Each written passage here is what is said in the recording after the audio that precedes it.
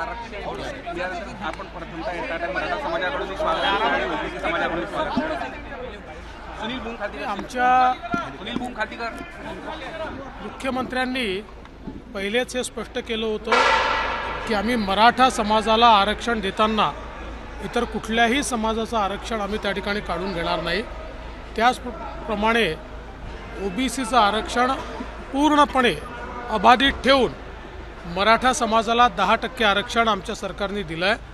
आज ओबीसी समाजातही समाधान आहे आणि मराठा समाजातही आनंद आहे आणि त्यामुळेच दोन्ही समाजाचे लोक या ठिकाणी आलेले आपल्याला पाहायला मिळतात.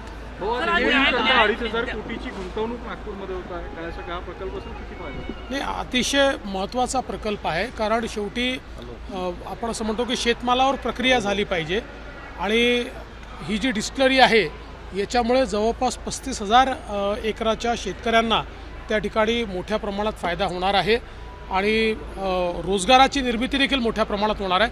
त्यामुळे अतिशय महत्त्वाचा प्रकल्प आहे. न्यायालयाने जरांगेंच्या आंदोलनाबद्दल विचारणा केलेली आहे कारण लोकांना त्रास होऊ नये, जबाबदारी कोण घेणार?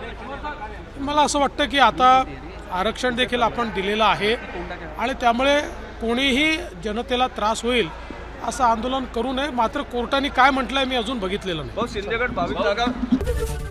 एबीपी माझा, उघडा डोळे बघा नीट.